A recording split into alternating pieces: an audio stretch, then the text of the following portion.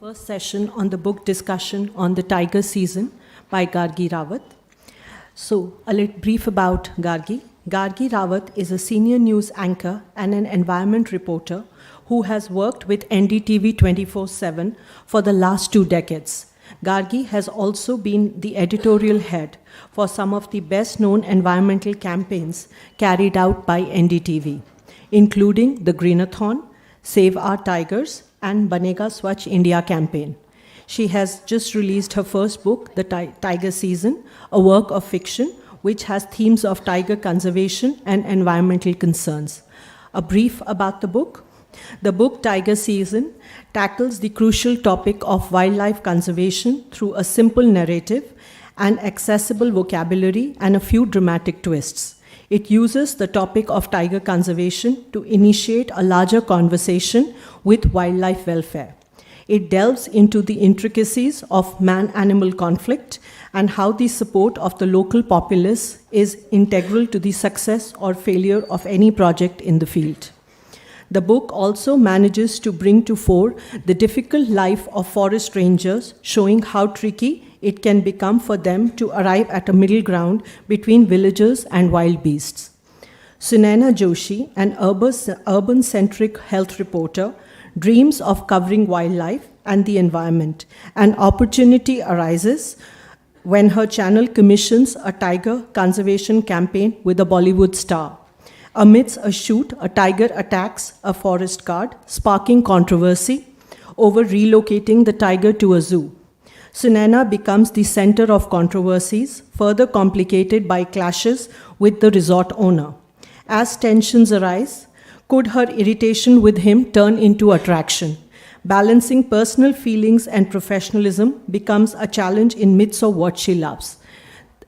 We have with us Nidhi Razdan, an award-winning journalist who worked with NDTV for 23 years and became the channel's executive editor.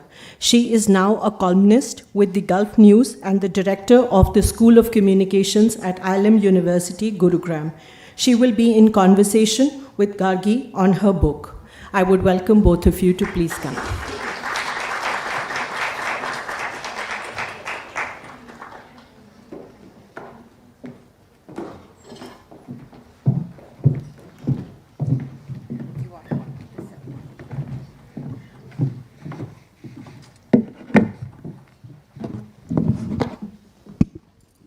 Blinding lights.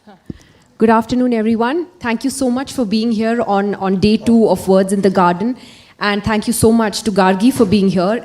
This is a particularly special session for me personally because Gargi has been a colleague of mine for more than 20 years and also a friend.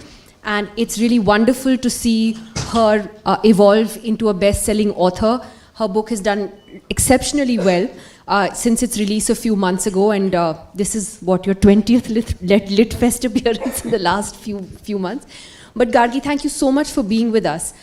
No, not at all. And when Nidhi called, obviously, I couldn't miss an opportunity to be on the other side of, Nidhi's interviewed so many people in the past, and now it's my chance to be interviewed by her. And as have you. So, firstly, life in television news is 24/7, literally, right? It's crazy, it's high pressure. Where did you find the time and the space and the energy to write a book? It's not easy. Well, firstly, thank you for having me here, and thank you all for being here. Yes, it is, of course, it does involve a lot of effort to write a book and our high-pressure job. I actually started writing this before COVID struck. I do know a lot of people say I started writing in the COVID years and during lockdown, but I started writing this earlier. And it's not like during lockdown our jobs were on hold or something. We had to work every day as well. So one has to be very disciplined and take out time and at least spend that 2 hours, 1 hour every day, every other day trying to pen down a few words. And there was it comes a lot from my experience as an environment journalist at NDTV and the opportunities that I got. There were many stories that I wanted to share, and I thought this would be the best way in this sort of fun, fictional way. But as you heard in the intro, it has these themes of conservation that I felt was very important that I wanted to express, which I do in our reportage, of course.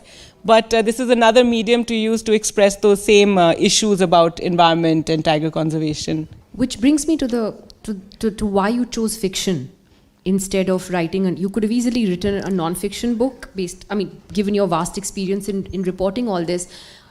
You kind of hinted at it, but was it because you felt it would be easier to connect with younger people like those here if you made it like, you know, a romantic? Yes, I think so, because book? there are a lot of books that are written on wildlife and environment, and you know, in our Indian context, and that's wonderful. But I feel somehow they preach to the choir.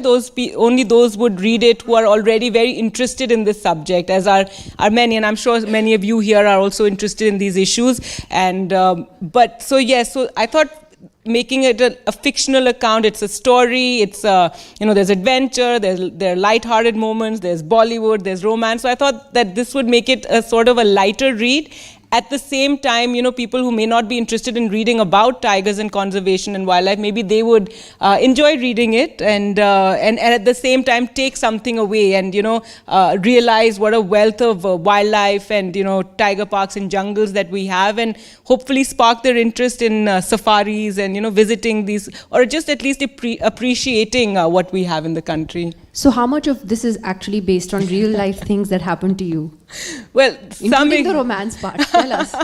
No, well, some experiences, of course, you know, been on so many shoots, and we were very lucky at NDTV that, you know, in our channel under Pranoy Roy, there was a lot of emphasis on environment and wildlife issues, and we did several Save Our Tiger campaigns, which were very iconic at the time, and many people, you know, when we started it was when tiger numbers in the country were 1411, and you know, that was the number that we took everywhere, and we advertised it, and we, you know, pushed about it, and we went to the Prime Minister, Chief Ministers about tiger conservation. So one got an opportunity to do a lot of filming, you know, visiting, you know, various tiger reserves and sanctuaries, and having a lot of different varied experiences. Even before our tiger campaign, in fact, one of the first wildlife shows in the country was Born Wild, which our friend Swati Tyagarajan did. I did the Hindi show for that, and so there as well got an opportunity to travel to many parts of the country, and so there were lots of experiences. You'll read the book, and some of them, you know, are experiences that happened in the field. Give us an example of one thing that happened. Okay, for example, which actually happened to you. For example, we went to Sariska with Manish Paul. So when there's a little bit of Bollywood in the book, it's because in NDTV we did use a lot of celebrities during you know, our coverage of these issues, be it Greenathon, the Tiger Telethon, or even Swachh Bharat. For Save Our Tigers, we had Amitabh Bachchan, and we also used to rope in various celebrities to go to the parks and, you know, film with them, because again, like I said, you know, it's a fun way to attract more people to the issues if you have a Bollywood face. So we were with Manish Paul in Sariska, and we were you know, waiting to get new word of the tiger. There was one tiger that was moving. And the forest department was going to tell us about, you know, where exactly it was, when suddenly we realized there are all these bees that were buzzing around us. And we were basically under a beehive, and because of the jeep and the fumes, it had disturbed them. And suddenly Manish Paul was our focus, because if our star gets stung, or especially on his face, that shoot would be over. So there's an incident like that in the book as well. One of the main issues when we talk about man-animal conflict, which is there in my book, is the episode that happened in Ranthambore. There was this very famous tiger there called Ustad, the T24. And it was in 2015, I think, that he killed a forest guard. And that was the fourth person who had been killed by this particular tiger. And the earlier ones had, I think, kind of got hushed up or something. So the forest department moved the tiger out to a zoo. But suddenly there was this huge hue and cry from tiger lovers, which is wonderful that people are so passionate about tigers that, you know, they feel that, you know, they want to go, and people did candlelight vigils, they marched in the streets. But I went to report on it, and all the tiger experts that I spoke to, be it Valmik Thapar, Anish Andheria, Ulas Karan, they all supported the forest department, because if you have a tiger that is killing people or has killed people, you want to, you know, remove any sort of problem animal, also because the locals were fearful, and you have to have the locals on your side when you do conservation. It's very important. And I felt a lot of people who just visited Ranthambore, photographed Ustad, and, you know, loved the tiger, were very their sentiments were just overridden with this love for the tiger without any sort of appreciation for the forest department or any sort of understanding of what the locals, the villagers who live around the park were going through. And I did a report and we carried it, and then I got highly criticized and trolled, as one says, by the tiger lovers, which is very unusual because, you know, I'm somebody who has reported on these issues.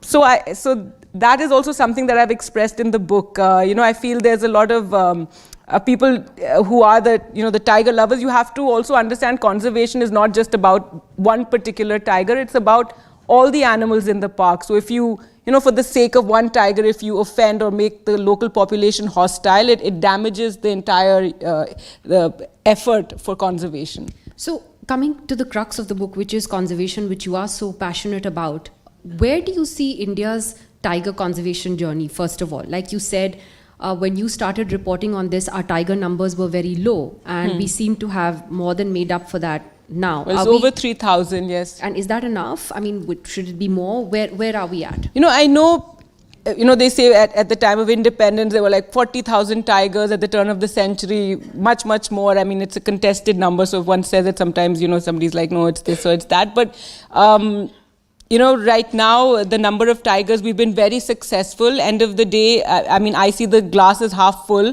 And India does have 70% of the world's wild tiger population. And that's you know, amazing given all our challenges as a developing country, as a very poor country, and that we've managed to conserve so many, you know, forest spaces and protect animals, protect wildlife. Tiger is just a symbol of the larger wildlife that one has managed to protect in this country, given that we have so many pressures on when it comes to development and you know, welfare of people. So 70% of the world's wild tigers are here. Of course, there are 5,000 tigers in captivity in the US, but that's a different matter.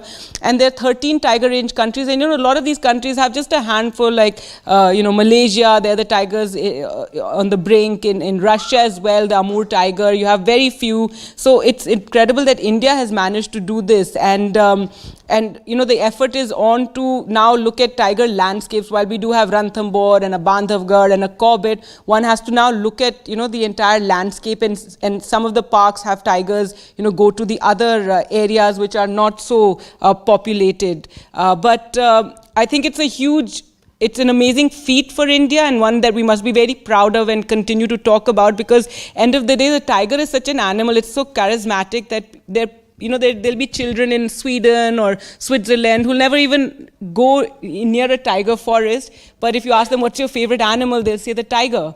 You know, because it is such a, you know, attractive an animal, and people come from all over the world to India to see it. I think we're the only country where one can actually go for safari and see a tiger. You know, like if some of the parks like Ranthambore and Bandhavgarh, one is more often than not lucky to see a tiger. And other countries, I mean, I've been to Russia as well, and you don't see any animals, like leave alone tigers, you barely see any animals. So it's quite incredible to see the wealth of wildlife that one has. And just today, in fact, it's been announced that the government has approved this global big cats forum or whatever it's. So it's 90 plus countries. It's some 90 countries. There are big cat range countries. So it goes from leopard to cheetahs, lions, tigers, etc., and snow leopards as well. And India is going to be leading this effort, and, you know, kind of create a partnership, which is only right because we have done so well. And, you know, if one goes back, it's thanks to, you know, in the 70s that Indira Gandhi was convinced by a handful of people that if you don't act now, we're going to lose the tiger. And actually, at that time, the tiger numbers were 1,000 something. And that's when the first tiger parks got established, that our tiger reserves. And today we have over 50, which is incredible. I do know that, you know, there's this talk right now also, you know, some people say that our tiger conservation is happening at the cost of the tribals or the local populations that lived in those forests. And while, you know, I think that's something we should appreciate, because the fact that sacrifices were made at the time when Indira Gandhi said, yes, establish these tiger reserves, these forest department personnel, they just went, and villagers were literally just chucked out overnight. And it was the time, there were, the rights were different. Now, of course, rights are very protected, so there are a lot of effort goes into convincing tribals or villagers to leave a forest reserve. They get a package of around 10 lakh or 15 lakh per adult, and that's also come thanks to a lot of fight that was put in by various activists and, citizen activists. So I think, if you do hear, things regarding the fact that this is happening at the cost of our tribals and all, yes, there have been sacrifices that were made, and I think that's something that we shouldn't be shy of talking about. You talked about the whole man-animal conflict, and you still see the occasional news report about a leopard going into a residential colony, and then often people are scared, they'll chase the animal and they'll try to kill it or beat it, and it's really heart-wrenching to see that. I mean, obviously the animal is scared and so are the people. Why are we still seeing those scenes today? Why do we still see those reports like that? Where are we going wrong? Well, I think especially around Delhi, we've had a few incidents in Gurgaon as well, where the leopard has gone into a colony or into a house. And just recently in UP, there was an incident in which the leopard was in a home. The people went running out. They called the police, and unfortunately, the police, if you see those visuals, they're quite heartrending. They managed to trap the leopard under a charpai, and they all stood on top of it. And the poor animal eventually it died. And yes, so I think our response, we don't, it's a tough one, because on one hand, I wish we had a better trained team that would go there, but I can understand it can't be everywhere all the time. The forest department also is not, it has whatever little equipment that it does have, and so and these incidents are only increasing because, of course, we are taking over more and more space, and where more land is going into cultivation, and the forest space is shrinking. So and because of successful protection of the sanctuaries and reserves that we do have, when the numbers go up, the animals do move out in search of other habitats, and often then come into conflict with humans. So I wish people were more educated. I think we need to create more awareness that if something like this does happen, yes, of course, come out of the house, but wait for the forest department. The police could have also perhaps waited for the forest department before charging in. One of the officers was injured on his leg, and at the same time, if I was in that situation, it's difficult. I mean, the animal is attacking you, and so they did what they could, but the poor animal got squashed. So yes, and at the same time, you have to also react fast, because there have been incidents in which a leopard that was finally, after it had killed domestic animals, it was caught. But the villagers were so angry, they went to the forest chowki, and they found the animal in the cage, and then they just burnt it. They poured kerosene and burnt it. So that sort of anger is also there. So it's a tough one, and we're seeing more and more incidents of conflict just now with elephants as well. In South India, we had 2-3 people who were killed, and it became a big issue. So these things, have to be thought about. There has to be political will, administrative will to deal with these situations. By the way, we're going to open this up to questions from the audience in a few minutes. So if you do have something you'd like to ask Gargi, and I'm sure she's open to any question, please do raise your hand. So in another few minutes. But what I thought was really interesting in your book, Gargi, was that it talks about, conservation is at the heart of it, but you're trying, you're bringing all these different perspectives, whether it's, local populations, how the media covers the story, and also, for example, you mentioned it earlier about, the forest rangers and what they go through. What is the situation today? Are they in adequate numbers to begin with? Are they compensated well enough? Do they have the right kind of equipment? Are they, do they have everything that they need? So the Tiger Telethon, when we did do it, we were raising funds for the forest guards because we wanted to provide them with better equipment, especially when they go to a conflict situation. They need helmets, they need shields, they need, various equipment to protect themselves, because if they're going to be, taking on or going into a situation where there's an angry tiger or a leopard. So we do find that, no, they don't have adequate equipment. And even at the forest chowkis, often they spend the whole day out away from their families for months on end, and they come back to the chowki, and then even there it's very rudimentary, the sort of arrangement, and they just have to sit and then cook their own food, etc. I've interviewed a forest guard who was in the middle of the park, I think this was Kanha or Bandhavgarh, and he got attacked by a bear, and and even there, then to reach, to go out to the hospital, it took quite a long time. And so these are the kind of challenges they undergo, and they don't carry weapons. I think only in Kaziranga and Assam is the forest department allowed to carry weapons, because there you have the other threat of militants, etc., the groups over there. So usually they just have a lathi, and they're protecting the forest just with the lathi. And in terms of adequate numbers, no, very often state governments, like even the police, we don't have adequate numbers. They have not hired enough. So even the forest, we find a very similar situation. So, and they are the ones who are now protecting, our green wealth, as it were. And so I do feel, and that's why I've talked about it, that they do need to be appreciated more, and perhaps more effort made to, compensate them better, because I think we've realized that our forests is what is protecting us from climate change. It's our best protection. So when we say save the tiger, we're actually saying save ourselves, because thanks to the tiger, these beautiful this biodiversity gets protected, and more now people, there's talk of planting forests and protecting forests because of the changing climate, because of the extreme weather that we're seeing when we talk about heavy rainfall or storms, etc. And the best protection is, the forest, or like the mangroves in the Sundarbans, where also we have tigers.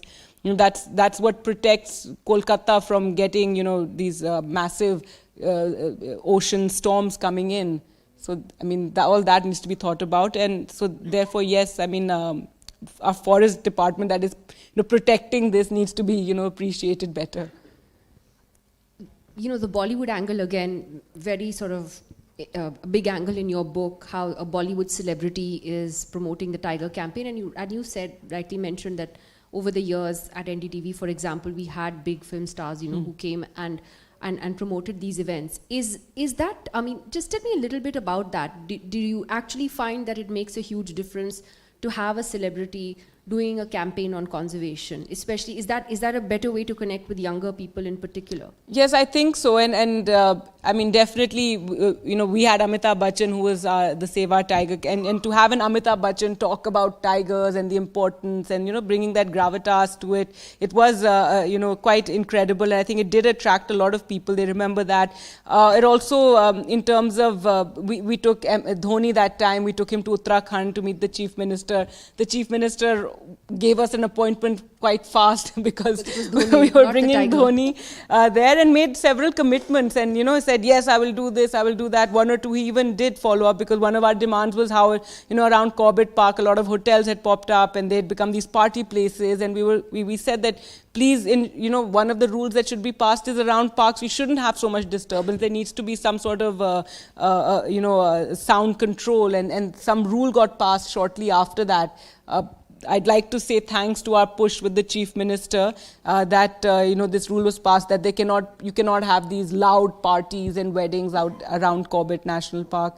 So yes, so celebrities open doors with. I think even our politicians love celebrities, and so that was one aspect. But definitely, I think if we did many shows in which we took Bollywood stars and celebs to the forest, and I think it got more eyeballs, more people liked watching it because of them. They got attracted. They may not watch just a show on tiger conservation and forest, but if you have like a Dia Mirza or a Priyanka Chopra or somebody, going and doing this, filming this, it did attract more people to it. It does make a difference. Dia Mirza is a committed environmentalist. In fact, Dia Mirza, because we brought her onto the first Save Our Tigers campaign, and when she heard about all the issues, she got very interested. And Bittu Sehgal, who has the Sanctuary magazine, very passionate about wildlife and tigers.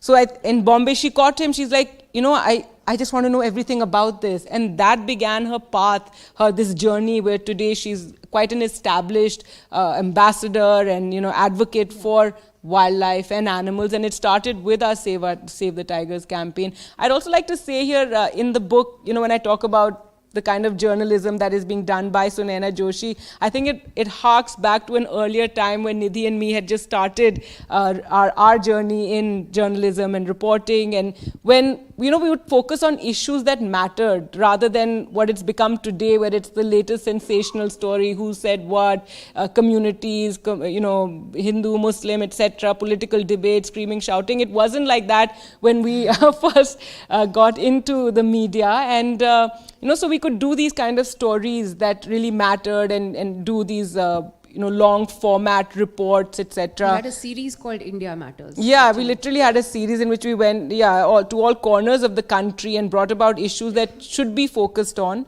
and agreed. Again, how many people watched that? Maybe it was a slower type of news, etc. But those stories got done, and I'm sure at that time I think the public wasn't so into this sort of entertainment news that has now is what has evolved. I think that is also something one needs to think about, that the audiences also matter. I think each one of you, I don't know how many of you are media students, but even whatever you're doing, management, etc., all of you have a responsibility to, engage with and consume news, the right kind of news, and realize when you're being played by the kind of sensationalism that is, become very commonplace today. So do we have questions from the audience, especially the students? Would anyone like to raise their hand? Come on, guys. You can ask her anything. Yes, ma'am, please go ahead. No, I'm not a student. That's No, okay, sure. ma'am. I would like to talk about this, what you have to say about this forest officials. They are underequipped, like you said. And unfortunately, they are also responsible for all the poaching and, hunting, and they are aiding and abetting all that.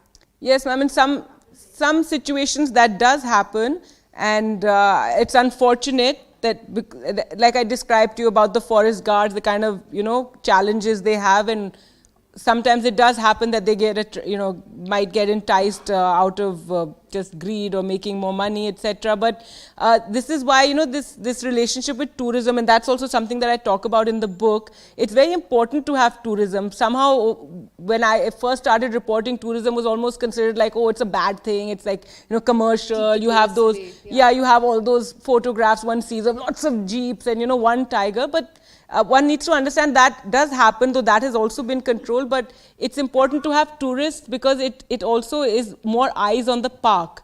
So like a Corbett, a Ranthambore, a Bandhavgarh, whenever something little untoward happens, a tiger goes missing or something happens, because they have so much tourism, immediately one hears about it and people have been there.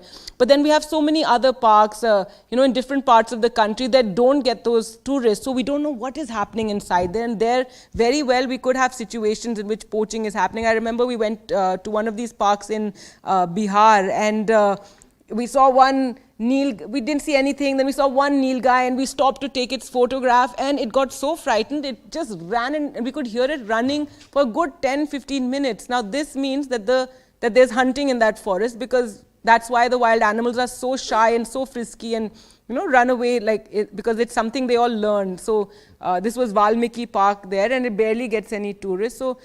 So we need a lot more eyes on the park, and the forest department, while yes, there may be a few, but let's not paint all of them, with the same brush. And which is why it's important to have more NGOs, more people watching, more, criticism. I don't know why we're so scared of criticism anymore. We should have people, pointing out what's going wrong in certain places. So yes, that is an aspect Yes, of sir. it. Please go ahead.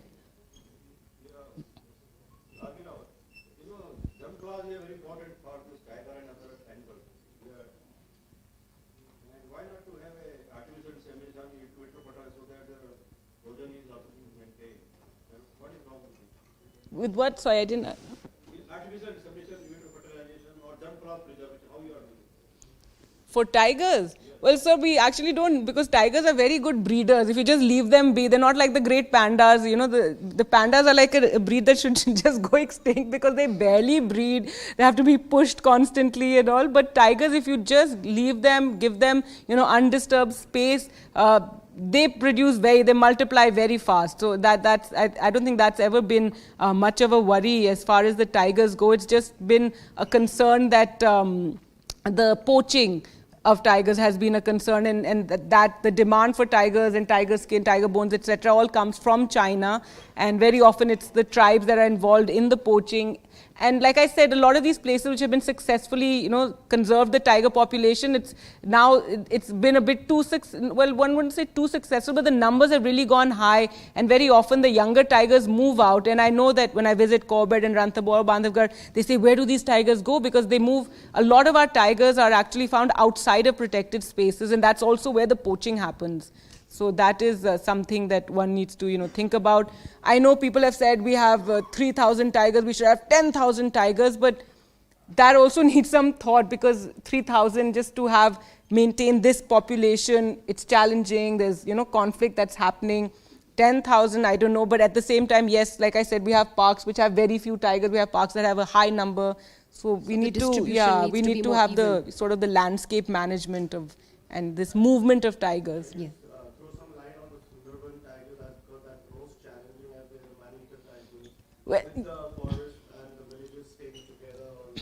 Yes, so the Sundarban tigers, they get this bad rap of being man-eaters, but actually that terrain is so difficult because you have the rivers, you have the islands. So this tiger is not so much a man-eater as it's just opportunistic. It will eat anything. Those tigers eat fish.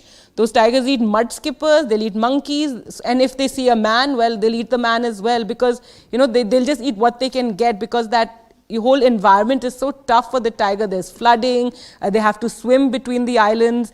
I've been there thrice, unfortunately never seen a tiger. I really wish I had. The closest we got to once was when the forest department took us on an island, and took us to a place where they said, oh, maybe from a watchtower, didn't see. Anyway, coming back, and our camera person, Mandakini, we were an all-women crew. That's another thing at NDTV. I think a lot of women colleagues were there. So our camera person, she got stuck in mud, and she was literally knee-deep in mud, and all of us are trying to pull her out when the forest personnel says, oh, look, tiger pug mark. So then, we were oh, so we got quite frightened for a second, because you don't know, are you being watched somewhere by this tiger? And that was a bit of a scary experience, but yeah.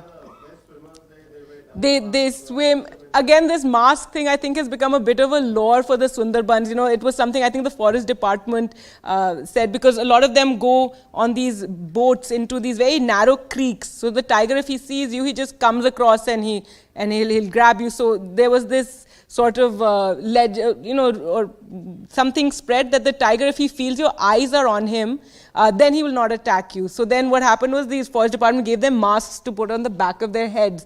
So while they're rowing, the tiger will feel like if he's trying to attack from the back, he'll feel eyes are always on him. But I don't know if that Have really... you ever had a close call? Have you ever had a close call on a safari? Not really a close call, though I've heard of, other people when tigers have been upset and, mock charge the vehicle. I think once the only experience was in Gir, actually, with lions. We were there. Again, you go on this shoot, you have just a four-day shoot which you have to do. It's very low budgets, etc., as it used to be. And we were 1.5 days had passed and we hadn't seen a lion, so we were very under pressure. And there was this some water body, and we decided to get down and film over there. And we were filming, and the forest guard decided to go up the hill. Meanwhile, this was Swati, myself, and a camera person, Gautam. And suddenly, from this, because we were filming and we were very intent on what was happening, and suddenly I see all these animals are running, or some deer, etc. And then we looked up, and there was this lion, and that forest guard had obviously disturbed this lion. So it was coming running down, and it stopped and looked at us, and we stopped and looked at this lion, and then it ran. So there was Swati and myself, and then and suddenly Gautam, the camera person, he decided to run back to the jeep, and Swati and me, I don't know what came over. Left you there. Forget that. I don't know what came. I don't know what came over us. We grabbed Gautam, said, "What are you doing? Let's go get the lion!" And we started running behind the lion. And the lion had run away. And then after a minute of running, we just stopped, and we suddenly looked at each other. We said, "What are we doing?" We're running after a lion. So that was, of course, when he came back, when he told Pranoy that story, he was like, "No, come on!" And we were like, we were so fixated on getting a shot of a lion that we just ran after the lion, but thankfully nothing Before I come to happened. more questions, I mean, how many of you here like watching wildlife shows or documentaries on Discovery, etc.? I think, yeah, quite a large number of people here, many people here. What is it like to film it? There's also like special lenses that you have, right, to be able to zoom in very close up. Yeah, it's and a the very whole experience is actually very different from what the rest of us have done. No, it is, and a lot of luck and a lot of patience is required. And a lot of, so if you're lucky and you spot the animal, then of course you try and stick with the tiger or the lion or whatever you see for longest. And then a lot of it happens on the editing table. For example, we got these shots of there was something, these monkeys got disturbed and they were running away. Later we got shots of the tiger. So later when we edited it, we showed the tigers walking, the monkeys are running away. The peacock is like flying off. So it just, you create a little bit of drama, you add the music, etc. But we've been lucky that we managed to film some really great shots, which even today, I think I filmed it like 20 years ago. Even today we use it. There was we were in Bandhavgarh, and there's a very famous tiger there called B2. And luckily we managed to be there when he was sitting in the water, and our camera person, she was filming, etc. And suddenly the tiger got disturbed and it went up and then it snarled, and I can't tell you, all the jeeps, everybody got quite shaken up. And what had happened was some tourist who was at the back, in one of the jeeps at the back, had gotten down and had walked onto the side. Now these animals are very used to jeeps because that looks like one big mass, which is why they say never stand up immediately or something, because that breaks the shape of the jeep. But anyway, this tiger wasn't bothered. He could see all these jeeps. He's seen them before. It doesn't bother him. But when he saw these two figures on the side, he suddenly got very disturbed and then he snarled. But we got a great shot. So that was something that we were very lucky with. And even today we use that shot of this tiger snarling. I think it's one of the only ones that we have. So yes, it's challenging. A lot of luck, a lot of patience is required when one films in the... Have you ever filmed snakes? Because I'm really scared of snakes. Yes, we did. We You're went... not scared of them? No, and I think I think I have something of a high threshold for grossness. So because we filmed this python in the Madras snake park, this python swallowing a chicken, and I think Mrs. Roy and Dr. Roy are like you. They have the same aversion. They're like, you cannot use that shot. But like, no, but it's so beautiful. Look at how it's swallowing the chicken, and the chicken is. They're like, can't see it. No, they're like, you can't use it. So.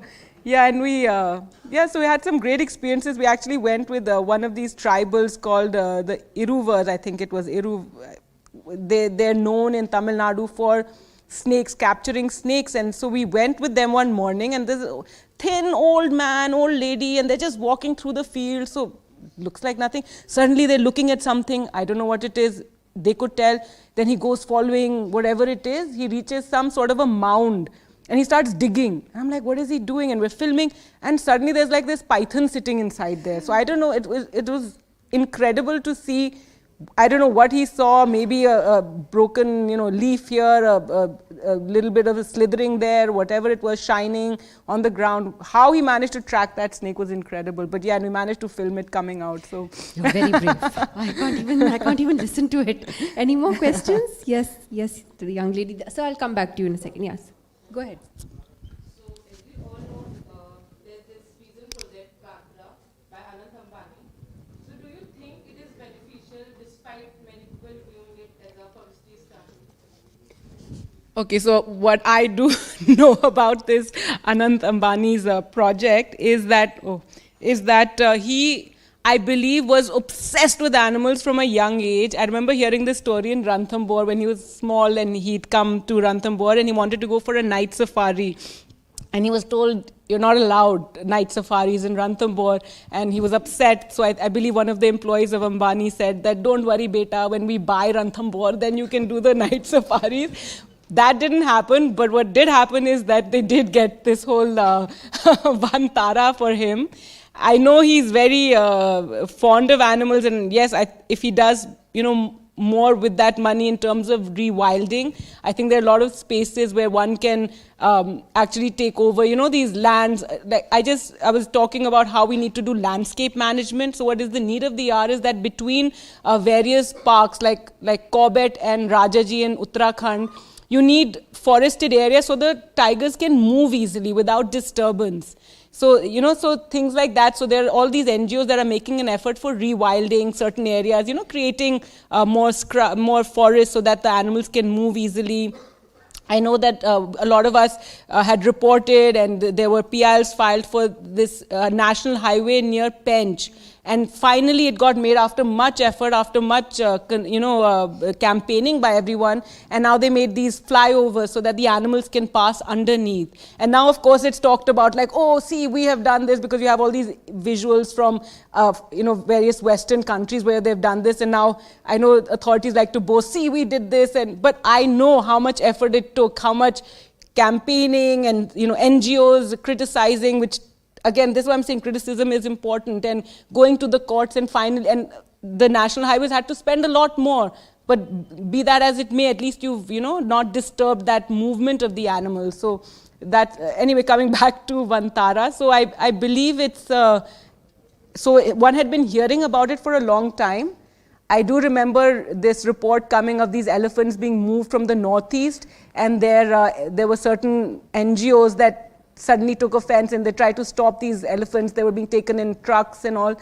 And then it came out that they were going for they'd been bought by some temple trust in Jamnagar. But I think they're all there having the Multani Mitti baths and all in this Vantara. But let's see, I think it's interesting. I know that now they have called it a rescue center.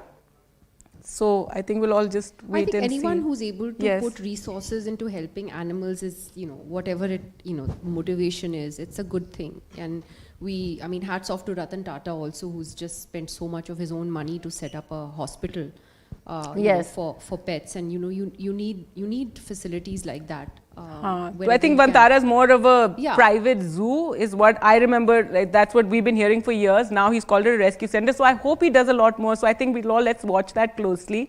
And I hope he's talked about rewilding and, wanting to make all this effort. So I really hope he does. So, in the front here, please.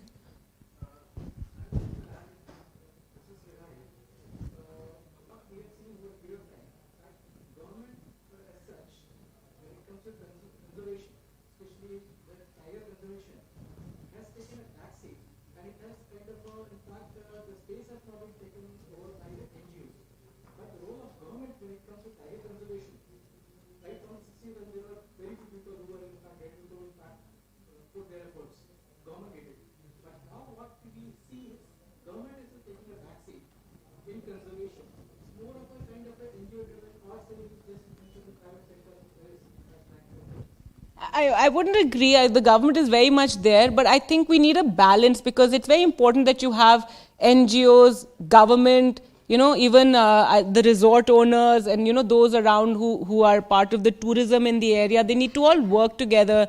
For example, now with numbers going up, something that I saw in Corbett was when a tiger attack would take place, if a buffalo or a goat was killed, there's the Corbett Foundation that quickly steps in and gives compensation to the farmer, because and the meanwhile the farmer applies to the forest department, but it takes a lot of time. There's red tape, so that the local population doesn't get upset. This NGO fulfills a very important sort of, I feel, a task, and and again, it comes back to ensuring that locals don't get hostile. So when they know that, okay, my goat has got killed, I will go to Corbett Foundation, they'll give me money, meanwhile apply to the forest department, and jab tak wo aayega, then, whatever. So that's where I feel everyone can work together. There shouldn't be yes.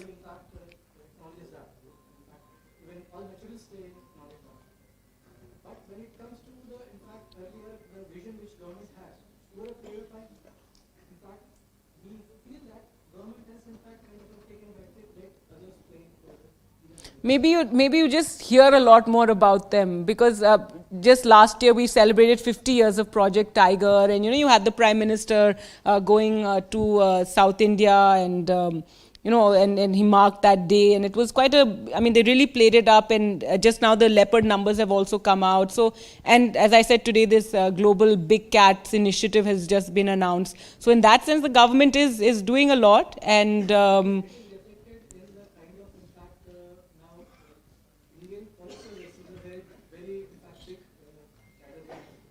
big? Yes. But now most of them will seek like posting to some other departments after a certain period.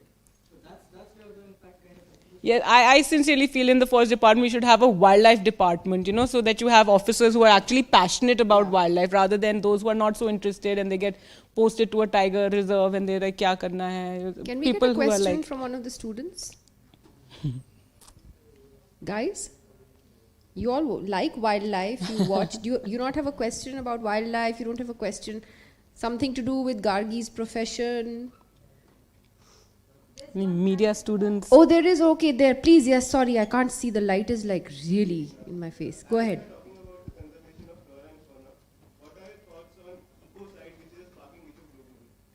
On?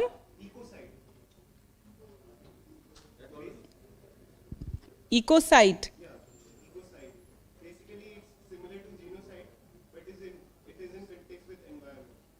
Oh, okay. Ecocide of what? Ecocide, basically it is about giving rights to the environment as a legal entity. Oh. Have you had a chance to think about that?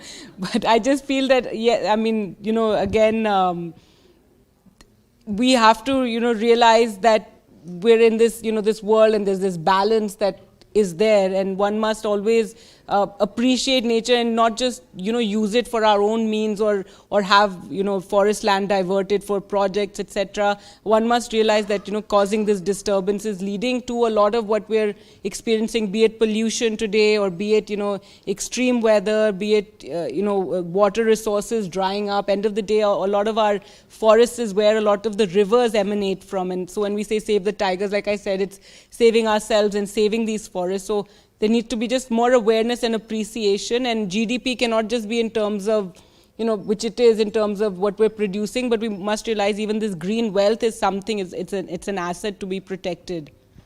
I've learned a new word, by the way. I'm going to read up about this ecocide. Yes, please.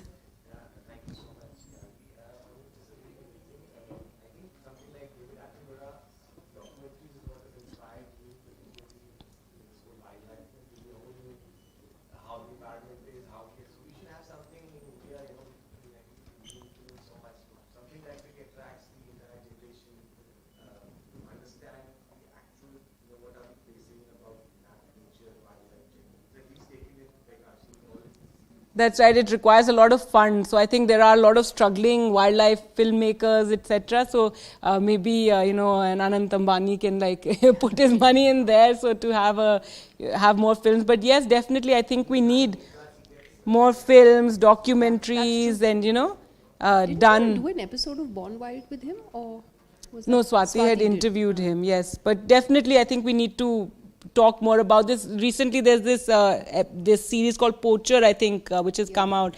And that also talks about it's a true thing, what happened a few years ago in terms of elephant poaching. So things like that. So again, it's fiction, but it's real. So that's very interesting. And I think more, films and documentaries or fiction, if they're made like that, it would get more people attracted or at least learn about it, because awareness is very important. So that For sure. I know we say, everybody says, oh, India's too tiger. I mean, when we talk, it's too tiger-centric. But when we say tiger, we also mean all the other wildlife, and we must appreciate that. And at NDTV, we also, filmed a lot of the other animals, like the Gangetic dolphins. If we talk about tigers for our forests, the Gangetic dolphins are, a symbol of the health of the river Ganga, and they're endangered and they've disappeared. So that is something, so one must be more aware, and these animals then just represent that biodiversity and the health of a river or a forest. We have time for one more question. Ideally, I would be very happy to see one of the students raise their... Oh, yes, lovely. Please.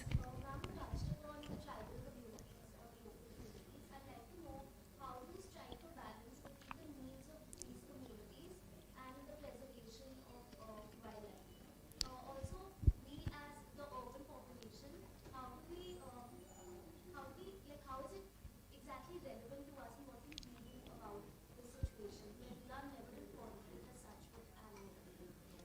Well, I think there it's just to be aware and consume the news correctly and be more interested in this wildlife related information and share wherever you can. But yes, about the tribal community, as I said, a lot of sacrifice was made by them at the start when they were moved out from these forest areas for these sanctuaries and reserves that were set up at the time. Now, as I said, there are a lot more efforts, there are a lot more packages for them because a lot of them don't want to continue, because at the end of the day you do want to your children to go to school or have access to health care, etc. So a lot of NGOs in fact help in this effort of the Forest Department and NGOs to convince them to move out and also ensure that they get adequate rights once they moved out. I have interviewed there was these Gujars that you were there in Corbett, and they moved out to a village. They were given land, etc. They had a lot of challenges. The Forest Department and other administrative services were helping them out. Ranthambore as well. A lot of them did move out. Then you have certain things like in Simlipal, there's this particular festival they have that one day of the year, the tribals just go in the forest and just kill whatever they see. That is their festival. And one year we did a report on that because I think they killed a tiger that year. They saw a tiger and they killed it. And then NDTV Swati had gone there and done this report. And then Naveen Patnaik got very angry, and I think she got banned from Odisha for a while. But that again is something that's going to take some time to convince them to get out of. It's a custom, it's very dear to them. You have had in the Northeast, like they used to have the hornbills for their headgear, and then they were convinced to abandon using actual hornbill beaks, and just use something plastic, which it took effort, but they got convinced. And again, this comes back to civil society, NGOs, awareness being created, young people, going and working on something like this. So slowly, I think a lot of things have happened. With tribals, again, they shouldn't feel alienated, which again comes back to what I said about man-animal conflict. If there is some issue, it needs to be dealt with empathy, and they should also feel their interests are being looked at. So, but yes, I think the nature of our forest conservation has always been to remove, humans from those spaces. But at the same time, I think over the years, like in Sundarbans as well, I saw there were a lot of these efforts being made to help the villagers establish, have ducks or hen, or have a pond where they get fish, etc. So they don't need to go into the forest to catch fish or to gather honey. So these sort of efforts one has seen in the course of their work being made to ensure that local welfare is also looked at. Gargi, it has been a pleasure to talk to you. It's been fascinating. Covering wildlife is a completely different genre of reporting. It's not easy to do, and India has. It's not happening enough anymore. I have to say. It isn't exactly. It's not happening enough. You've been lucky, I think, to have lived in that era when there was money, there were resources, and the support of an organization that allowed you to do Very that. True. So thank you for actually writing about it and bringing it out in this book. Any plans to write another book, or anything at all up your sleeve? Well, I do want to write a follow-up to this book, and then something maybe later about the media, what one has seen in the course of their career. There'll be a few chapters that we both contribute to. Thank you so much, Gargi. A big round of applause for Gargi Rawat. Thank you so much for having me here.